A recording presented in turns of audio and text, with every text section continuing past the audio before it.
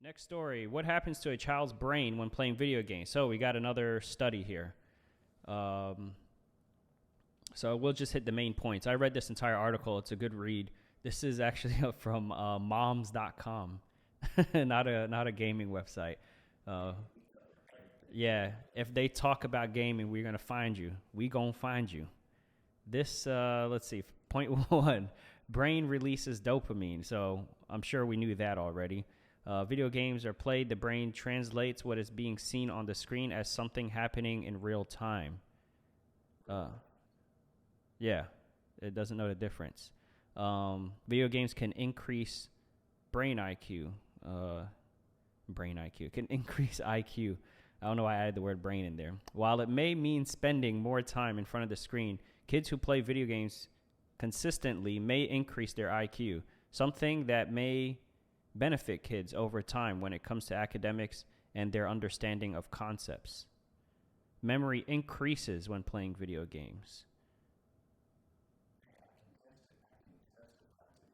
What, to having a high IQ?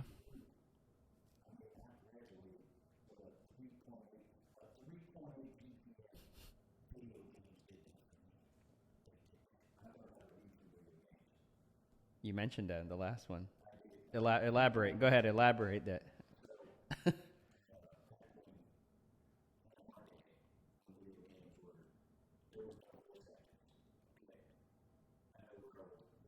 No, Nintendo still does that today.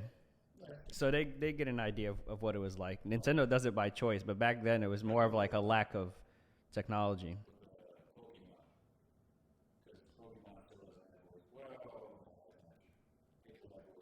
Oh, Legend of Zelda. That's like a really big game.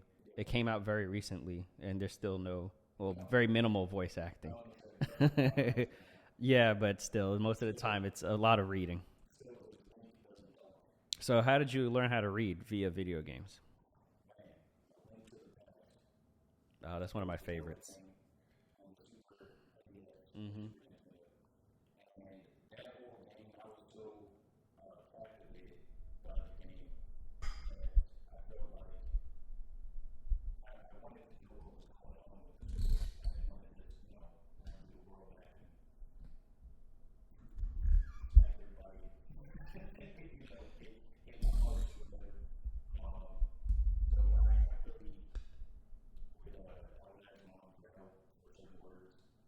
Ah, okay. Hmm. But then you went and practiced it. Hmm. That's probably way more reading hours because you actually spent time on the game. If they were reading, it was like an assignment, so they would read it and then put it away and be done with it.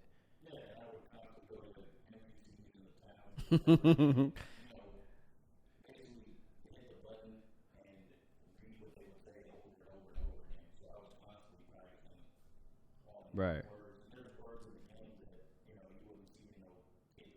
Oh yeah, definitely. Yeah. There's so many vocabulary words that I learned from video games. Like I never heard the word incognito until I played Assassin's Creed 2. And I was like, "What is that?" They're like press triangle to go incognito. I'm like, "What does that do?" I'm sure most people learned it from web browsers. But I learned it from video games. All right, we got on a side tangent there, but a very interesting side tangent. So, memory increases your memory. It says here gaming can increase memory and the ability to recall facts as an adult for those who played video games as a kid, something that those who did not play video games as a kid can claim. Did I read that weird? Gaming can increase memory and the ability to recall facts as an adult for those who played video games as a kid, something that those who did not play video games as a kid can claim. Okay. Video games make the brain more adept at multitasking.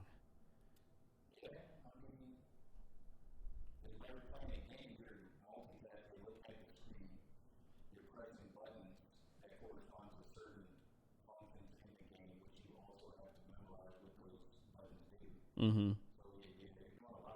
Yeah. The HUD always requires that you know how to multitask because like you said, you got whatever is happening on screen that you're reacting and responding to. But then you also have like your health, you have like your ammunition, you have your inventory, you got like every corner is filled with something. So you have to keep track of your corners and keep track of what's happening at the same time. Which is why there's actually a similar article to this I read a few years ago saying that gamers make better drivers. And driving, you're doing the same thing. Like you got the main thing, which is the road that you're focusing on, but then you're also checking your mirrors. You're paying attention to people's signals. But if you're good enough of a driver, even without signaling, you could tell this car wants to get over. You know, this car's about to switch lanes and he's not using his signal. And so you kind of pick up on stuff like that because you're used to multitasking. Whereas someone who doesn't play, and also you're used to, I think, this wasn't in the article, but I think, you know, when you're holding a controller, you're controlling something else via like an accessory, you know? In a car, you're controlling something else with just a steering wheel and a gas and a brake. With a controller, you have like, 14 buttons on there that you're swapping between. So like, yeah, so you only have 3 inputs. It's steering wheel, gas, brake. So that's much easier. And if you include your signals, that's like what brings it up to 5, you know? So it's much simpler than playing video games. So if you're a really good gamer, you should be a good driver. I don't know. Theoretically. Well, that's what the article said anyway. The article said gamers make better drivers. No.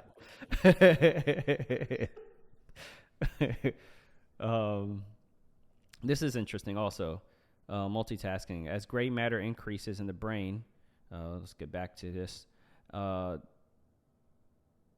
As much as more gaming is done to increase the cognitive area of the brain, the more multitasking can be done. This is in both gaming world and in real life as well. According to NPR, the area of the brain that controls multitasking is the frontal cortex.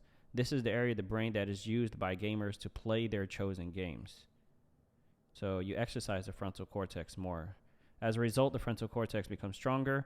It becomes the area where multitasking occurs for those who play, something that is in contrast to those who do not game, according to the publication. This is because non-gamers use the, what does this say here? Parietal cortex of their brains, an area where it takes longer to process information. That must have been the part I was just using. making multitasking possible, but slower in action than those who play video games. Brain activity increases in some regions while decreasing in others. Playing video games has been proven to increase brain activity in some regions of the brain, but when this happens, other areas of the brain have decreased in activity, something that may cause problems if left unregulated. There was something that really stood out to me the first time I read this. Prefrontal portions of the brain. According to brainfacts.org, when kids play violent video games, the activity in the prefrontal portions of the brain increases in just 10 to 20 minutes of playing. This is the area that controls everything from arousal, anxiety, and emotional reaction, according to the publication. So, yeah, this is if you want more details, go through and read the entire article. But these are just kind of the bullet points. Moms.com. Shout out to moms. This was written by Jessica Tucker. Published 1 day ago. Okay, so this is very recent. We breaking news right here.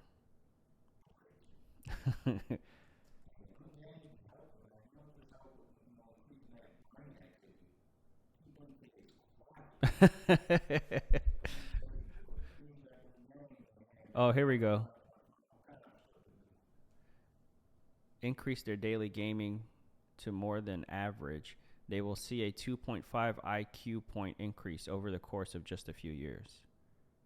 So I don't know if that's significant, but it's something.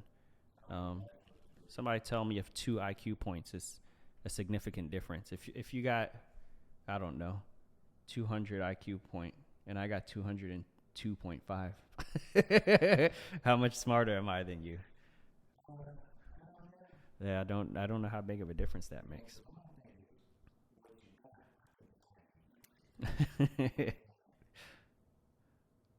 Play. Oh, this is the part.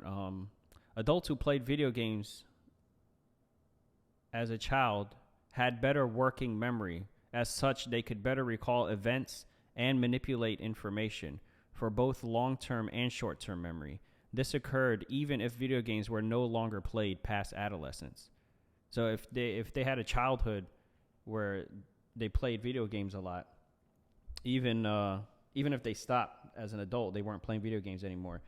That sticks with them, the ability um, to have better memory, short term, long term.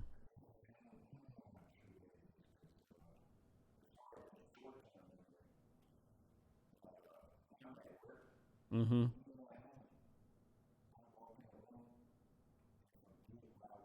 No, that's normal. That happens to everybody.